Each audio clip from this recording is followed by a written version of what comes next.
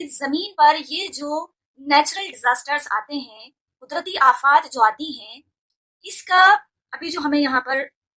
سارا نظر آتا ہے وہ کلائمیٹ چینج ہونا ہے، موسمیات کا بدلنا، یہ اس وجہ سے سب کچھ ہو رہا ہے۔ ہم یہاں اپنے آپ ہی دیکھیں نا، اگر تو سندھ میں، بلوچستان میں بارشوں کی وجہ سے جتنی زیادہ سیلاب آ جاتے ہیں، سیلاب آ رہے ہیں، کچھ سال پہلے ایسا نہیں ہوتا تھا۔ ایون آپ دیکھیں اب تو سعودیہ میں، یعنی کہ عرب ممالک جو ہیں، وہاں پر بھی بارشیں ہو رہی ہیں۔ کس حد تک کلائمیٹ چینج ہوا ہے۔ اب یہ ان علاقوں میں اس طرح کلائمیٹ چینج ہوا ہے، اسی کا ہی اپوزٹ آپ دیکھیں، کچھ علاقوں میں خشک ہوائیں چل رہی ہیں اور وہاں پر اس حد تک درجہ حرارت گرم ہو گیا ہے کہ ان ہواؤں کی وجہ سے، خشک ہواؤں کی وجہ سے، رگڑ لگنے کی وجہ سے آگ، مطلب وہ جو خشک ہوائیں ہوتی ہیں وہ جب رگڑ لگتی ہے تو آگ کے لیے ایڈ فیول ٹو فائر کرتی ہے نا، وہ آگ میں پیٹرول کا کام کر جاتی ہے۔ وہ ایک چنگاری مطلب بس بھڑکنے کی دیر ہے، پھر آگ اس طریقے سے اپنے جوش پر پہنچ جاتی ہے۔ اس چیز کے لیے انسان کی طاقت جو ہے وہ بہت چھوٹی پڑ جاتی ہے۔ تو جو اتنے بڑے پیمانے پر نقصان ہو گیا ہے، ان کی جو اکنامی اتنی مضبوط ہے، اس اعتبار سے اگر انہوں نے کچھ عبرت پکڑ لی اور وہ اللہ کی طرف سیریسلی آ گئے تو انشاءاللہ وہ اس سارے تباہی کو ریکور کر جائیں گے۔ ایک انسانیت کے اعتبار سے جو کچھ نظر آ رہا ہے وہ ڈسکس کر رہی ہوں۔ باقی ہم تو اللہ تعالیٰ سے ہی توکل کرتے ہوئے، حسن ظن رکھتے ہوئے، انسانیت کا سارا معاملہ جس اعتبار سے دیکھیں گے وہ بات کریں گے، کیونکہ وہاں جو نیوز ہے، جو کچھ نظر آ رہا ہے، جو ہوائیں وہاں پر چل رہی ہیں، ان ہواؤں کی رفتار کو دیکھ کر ایک انسان، عام انسان جو ہے وہ مطلب دنگ رہ جاتا ہے، حیران رہ جاتا ہے۔ ان ہواؤں کی جو رفتار کیلکولیٹ کر کے، میئر کر کے بتائی گئی ہے، 160 کلومیٹر فی گھنٹہ کی رفتار سے وہ ہوائیں چل رہی ہیں۔ مطلب یہ 160 کلومیٹر فی گھنٹہ کی رفتار ہواؤں کا چلنا اتنا زیادہ ہے۔ ہم لوگ مطلب خواتین ہیں، اس کو اندازہ اس اعتبار سے لگا سکتے ہیں کہ یہ جو موٹر بائک چلتی ہے ہمارے یہاں پر، جس پر ہم سواری کرتے ہیں، آگے کوئی بچہ یا بھائی بیٹھا ہوا ہوتا ہے، تو وہ مشکل سے 60 70 80 کلومیٹر کی رفتار سے چلتی ہے۔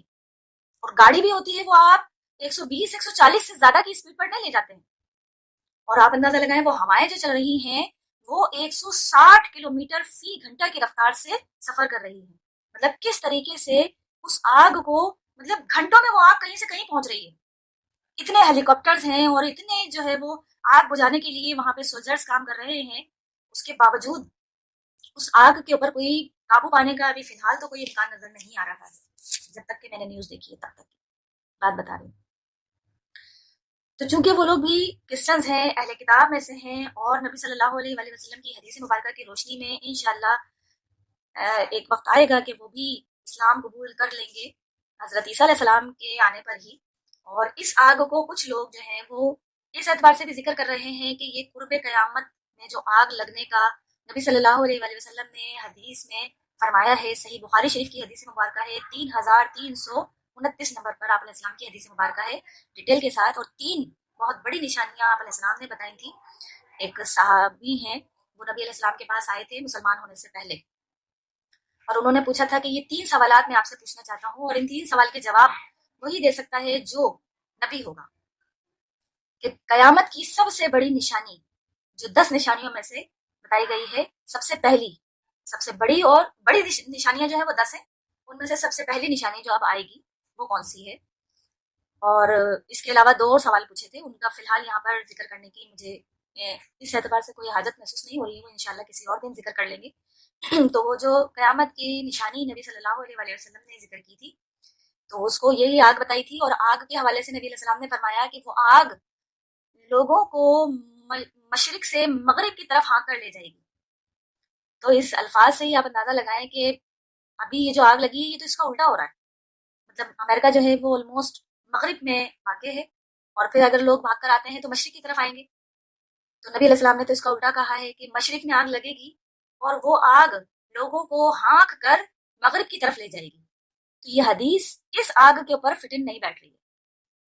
ٹھیک ہے۔ باقی اس کے علاوہ نبی علیہ السلام نے جو دوسری احادیث کے اندر قرب قیامت کی بڑی بڑی نشانیاں بتائی ہیں، اس میں سے سب سے پہلی اور سب سے بڑی نشانی جو آپ علیہ السلام نے بتائی ہے وہ یہ ہے کہ نبی علیہ السلام نے کہا کہ میں اور قیامت اس طرح بھیجے گئے ہیں۔ اب یہ اس طرح جب آپ علیہ السلام نے کہا تو اپنے دائیں ہاتھ کو پہلی فرسٹ فنگر اور مڈل فنگر کو جوڑ کر بلند کر کے دکھایا، یعنی کہ جڑے ہوئے ہیں میرے بعد، یعنی کہ اب کوئی اور نبی نہیں آئے گا، قیامت ہی آئے گی۔ لیکن اب دیکھیں یعنی کہ 1400 سال گزر چکے ہیں، 1450 سال گزر چکے ہیں آپ علیہ السلام کی یہ بات ارشاد فرمائے ہوئے،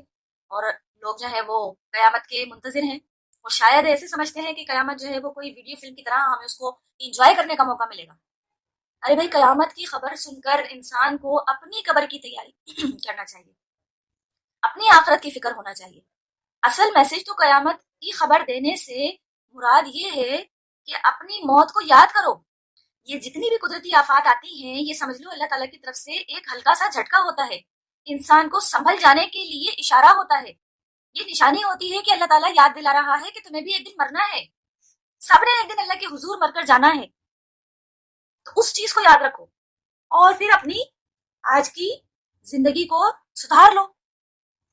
اور اس بات کو انسان جو ہے وہ بھول جاتا ہے۔ اس کو اب ہم آتے ہیں قرآن و سنت کی روشنی میں ذکر کرنے کے لیے اللہ کی توفیق سے، اور اس کو قرآن و سنت کی روشنی میں ذکر کرنے کے لیے ایک بار درود شریف پڑھ لینا چاہیے۔ اللہم صلی علی محمد وعلی آل محمد کما صلیت علی ابراہیم وعلی آل ابراہیم انک حمید مجید۔ اللہم بارک علی محمد وعلی آل محمد کما بارکت علی ابراہیم وعلی آل ابراہیم انک حمید مجید۔ چونکہ ہم مسلمان ہیں، لیکن امن کے داعی ہونے کے علاوہ ہم جذباتی مسلمان ہیں، جیسے رمضانی مسلمان ہوتے ہیں نا، تو وہ چیز اگر دیکھا جائے تو ہم جو ہیں وہ بڑے جذباتی مسلمان ہیں، اور ہمارے علماء کرام کو کہنا چاہیے، انہوں نے بھی ہماری مینٹلٹی جو ہے وہ اس اعتبار سے ہی بنائی ہے کہ جب بھی کبھی کوئی کسی دوسرے کے اوپر کوئی مشکل تکلیف آتی ہے تو ہم اس کے اوپر انگلی اٹھاتے ہیں کہ اس کے کیے کی سزا ہے، اس کے گناہوں کا عذاب ہے، اس کے اوپر مکافات عمل ہو رہا ہے۔ اب ہمیں یہ بتایا ہی نہیں گیا ہے کہ مکافات عمل کیا ہے یا قانون ابتلا کیا ہے، قرآن و سنت کی روشنی میں آزمائش کس کو کہتے ہیں، ہمیں یہ بات صحیح طریقے سے بتائی ہی نہیں گئی ہے، سمجھائی ہی نہیں گئی ہے، اور ہم کسی اور کو امتحان میں مبتلا دیکھ کر یا تو اپنے دل کی تسلی کر رہے ہوتے ہیں، خوشی کا اظہار کر رہے ہوتے ہیں کہ زبردست مزہ آ گیا، اس نے میرے ساتھ کیا تھا نا، اس کے ساتھ تو ہونا ہی تھا۔ یہ ہماری مینٹلٹی بن چکی ہے، اس اعتبار سے ہم بڑے جذباتیت کا اظہار کر جاتے ہیں۔